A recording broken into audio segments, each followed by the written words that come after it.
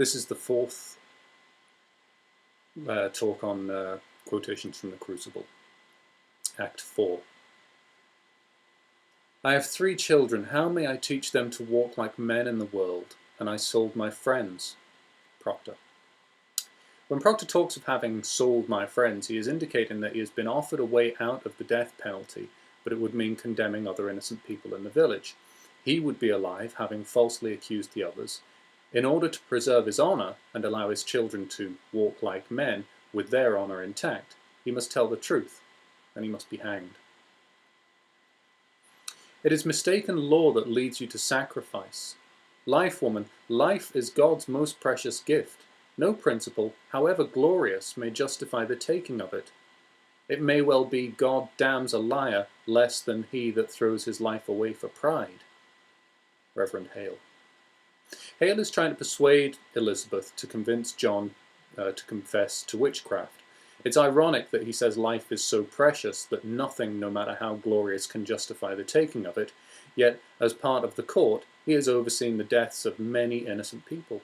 He attempts to persuade her by saying that John is committing the sin of pride in telling the truth, and that God may judge him more harshly for that sin than for the sin of lying and throwing away his life.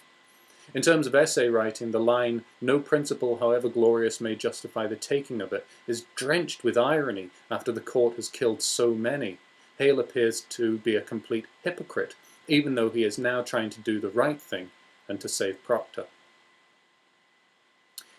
It needs a cold wife to prompt lechery. Elizabeth.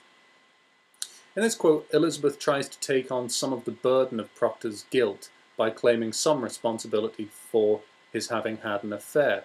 She says that before the affair she had been metaphorically cold to her husband, and that without the warmth he sought in the relationship, she could accept that he looked for it elsewhere.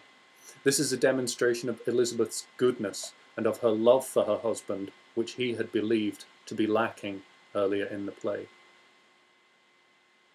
I do think I see some shred of goodness in John Proctor. Not enough to weave a banner with, but white enough to keep it from such dogs. Give them no tears.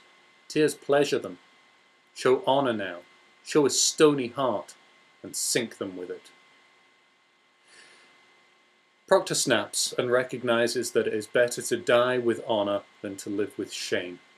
For the entire play, Proctor has been searching for this type of self-confidence, and at the end, when Proctor gives his speech about his name, it is a moment where he has finally found what he considered to be important, the truth. After spending most of the play condemning himself and feeling ashamed of his affair with Abigail, Proctor can see that he is doing something good. He refuses to ruin his reputation by saying that the court is right. The shred of goodness which he has found is his integrity, his determination to tell the truth, even though it will cost him his life. The final 2 clauses make different uses of a metaphor of a stony heart. In the first instance, he means that those on the gallows with him should show no emotion.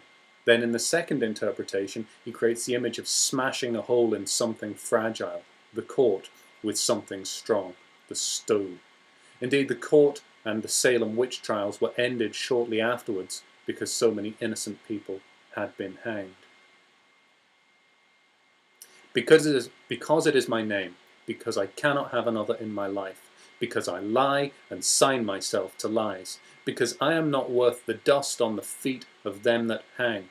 How may I live without my name? I have given you my soul, leave me my name. Proctor.